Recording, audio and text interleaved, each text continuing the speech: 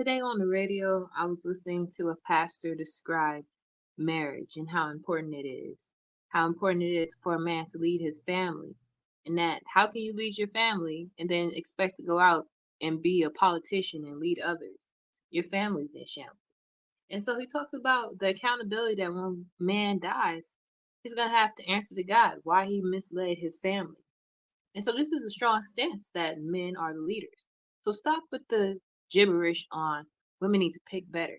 Because unfortunately, women are not in those powerful positions to be the picker. We are the ones waiting to be picked. Let me put it in context. So when it comes to proposals, you can listen to all the marriage counseling, podcasts, the church talks on marriage. Women can listen to this front row and center, take notes, but you can't do a darn thing about it. I don't care how inspired, how motivated you feel after that sermon, or wanting to make things right with your so on so lover. But you have to be cautious that that's the role of the man, the initiator, the one who gets down on one knee and proposes. That's not for you, sis. And so we listen to these videos of sermons on church and how to be a man of God and bring your wife forth before God and to get his favor. But we all know that most of the women in church, they're single. They ain't got no man by their side. So the seed is falling on terrible soil, rather. Women, let's put it in layman's terms. You can't do nothing about it. You could listen to all the inspiring talk, get yourself excited to call your man and say, hey, boo, let's work it out. At the end of the day, if he does not come forward with the wedding ring and say, I want you first, there's nothing you can do about it. And so we hear the weaponization of wedding ring. See, women have to sit and wait. And so because of that, it creates this disdain and a little shame when you're not the one that's being picked. It's like a game of musical chairs. The person who doesn't have a seat and is the last standing has the most shame. They have all these names, Spencers, all these names for women who are unmarried by age. But in modern terms, we have social media to show you the pros and cons of 20 years plus marriage just to end in divorce and single motherhood. So the shame is endless and it's all tied to the man. So why are we running to the altar when there's so much at stake for us? We're the ones who have to stretch our womb and be the fruitful multipliers. And in fact, this pastor made a comment saying that women don't need men as much as men need women. He went on in context that women are the ones who are going to harvest or harness, quote, men's sexual desire. And so, therefore, because there is a stronger desire in men, then he needs his woman. And so, this is coming from a man. This is coming from somebody who feels what it's like to wake up with testosterone pumping through him. He said it himself, confirming that women are not the ones who need men, men need us. And so, we go into this dating world with the wrong idea of relationships. How we are the initiators and the sole romanticizers in a relationship. Or romancers, okay? I'm going at this. So you gotta pick it up fast. So we're talking about who listen to gospel on marriage.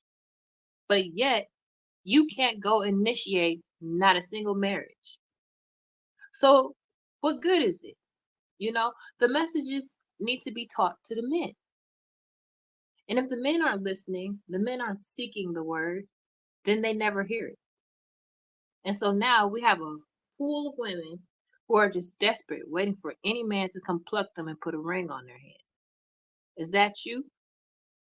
Because it was me at one point. I was hypnotized by Kevin Samuelism, the era of, high value and being picked by the high value men until he died.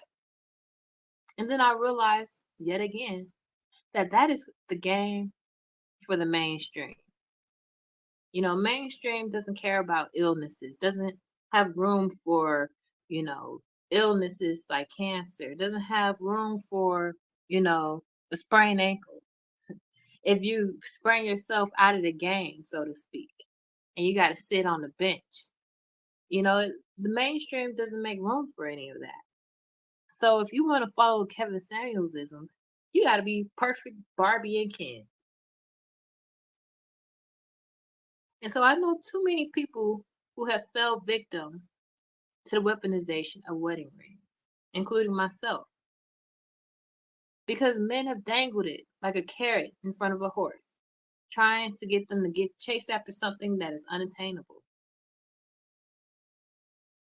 The further you chase after it, the further away it is. And you've experienced it where you dated a guy and he talked about you ain't gonna get this ring. And you found out ain't nobody gonna get that ring. And decades later you found out ain't nobody got that ring. But because men rely on the desperation of women who want to be unshamed, rather. And look, the shame only comes when you're having sex out of wedlock, really. We switch that around.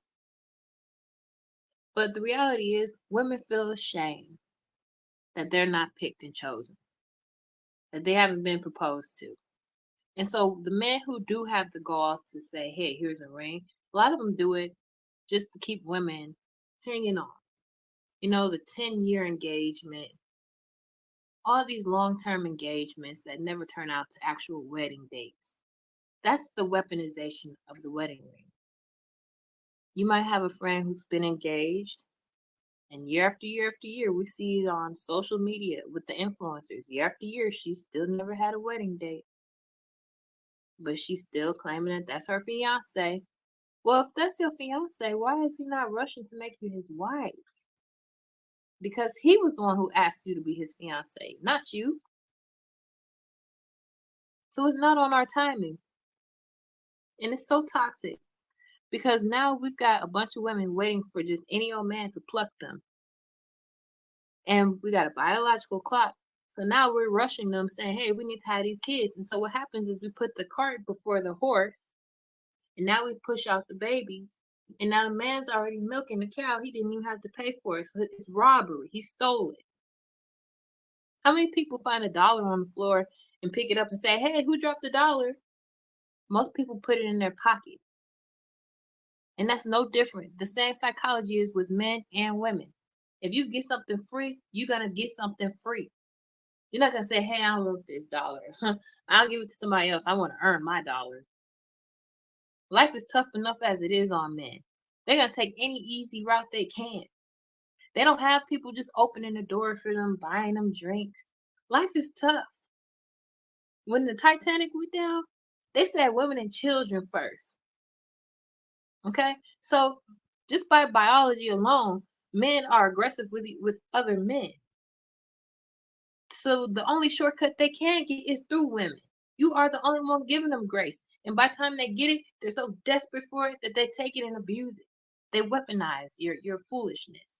They weaponize your need to be led like a sheep. And so modern society has made it so that women can now lead themselves. Instacart, finding a plumber in the blue pages. You don't need a man per se anymore. So the weaponization of wedding rings is common because I know people who've been proposed to and they found out so much has been going on behind the scenes. Their partner is unaccountable to them anymore, and they fell out of God's good graces and they no longer want to be a one-woman man. And so a lot of women are held hanging on to the hopes of marriage. So the man goes off and he cheats. He sleeps around with other women. But because she feels like she's got a good man, she'll sit there and she'll wait for him a long time before he ever comes around. Now she's got gray hair. And all the missed opportunities with men or missed opportunities to just be happy. The weaponization of wedding rings is when a man proposes to you in hopes that you will put your life on hold while he keeps his fully going. The man who say, hey, you want that ring, don't you? But no, dang well, they ain't even got it in their budget for no ring. And if you open their electric bill, it's past due. So don't fall victim to the weaponization of wedding rings. So one reason why I don't find modern men to be attractive, it's very hard for me to be attracted to men nowadays. It's not too many men on the face of the earth that can make me interested. It's because I found out what they what the patriarchy does for them. It gives them an all access pass to all women, young, old, and youngest. And they take advantage of us. And there's a lot of abuse because patriarchy says women are for the taking. And oftentimes, young girls are being used as, men's victims. Oftentimes, wedding rings are just to get access to the women's daughters. It's a harsh reality, but that's what a lot of people are dealing with every single day. And so you have to understand that this world has a majority of people are going to hell. So it makes you wonder, God, what kind of experiment are you running here?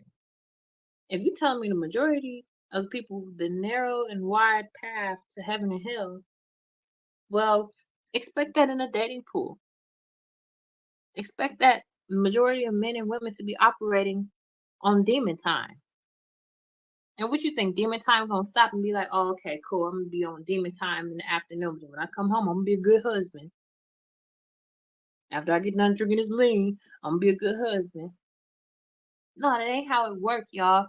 And so women, the sacrifice of pushing out a baby, the expectation of continuing legacy, stretching your stomach on beyond recognition, all for a man to not even appreciate it. All for a man to not even be attracted to you anymore. See, we need more lessons for men to say, how can I maintain my marriage? How can I maintain leadership? But no, we don't have that. The churches are filled with women only because men feel like they don't need to be led. They're their own leaders. And we see the folly that's fallen upon these men. Look, I ain't no expert in relationships, but I can tell you one thing. You're not going to weaponize no wedding ring on me.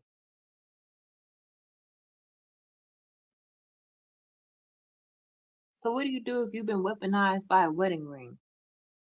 You get that thing back to that man and you walk away with your head held high because all he did was try to a clever way to try to hold you down, put you on reserve, put you on ice. It was a clever tactic. You didn't see it coming.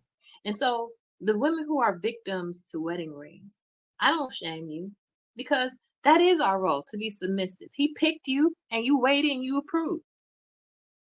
That's the goal, right? That's what society wants. Two-parent household, wedding rings, wedlock.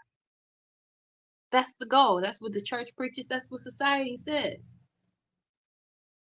But you trusted and waited. So what's the longest a woman should wait? Well, I should say if you're not married, do not throw away your roster. Because I mean anything happen between the day he gets on his knee and the supposed date that's in the near future for the wedding. You want to stay sharp and emotionally on your toes. Because people think, romance is bliss, is that once you're in love, once that day when you come together and unite, exchange your vows, you're gonna find happiness. It's almost like on your birthday when you hype up your birthday and then on the actual day you're feeling like crap because you had all these expectations. So we gotta remember that even in union with man and woman, God is still our leader. He is still the one who is gonna provide us that ultimate joy. And so a lot of people on earth don't feel joy. A lot of guys can't give me joy. I'll be honest. I don't feel it regardless because I understand that God is the one who's going to give me my ultimate joy. And so it's really hard to surpass that when I know that even in marriage, even in love, I still won't be satisfied because that's just the way I am. Once I get something, I chase and obtain it. I don't want it no more. And so it's like a doom, an endless doom for me. And so one thing I heard a pastor say was that, well, if you're an atheist, life on earth It's as good as it's gonna get. And if you're not an atheist and you believe in God, well, this life on earth is gonna be as bad as it'll ever be for you. So take that and help that give you motivation to keep going every day. Cause life ain't easy. And living with a man is not gonna make it easier, sis. You need to get grips of your emotional state of being and stop letting society manipulate you into becoming a single mother who's going to end up shamed either way. I heard there was a debate. Who's more hated by men? Single mothers or child-free women? At the end of the debate, it seemed like they just hate every dang body. You're going to end up a single mother if you're child-free, and if you're not child-free, you might end up child-free after being a single mother. Anything can happen to your children. Anything can happen to that man. Anything can happen to you. So let's stop stigmatizing, you know, and shaming women for the circumstances that they're in and allow them to make the most of it. Weaponization of wedding rings, something I won't be a victim of. If you're new to the channel, subscribe. Chit chat with you guys in a new one.